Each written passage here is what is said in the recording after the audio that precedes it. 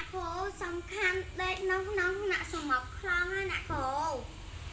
để cho mở lại mọi em dán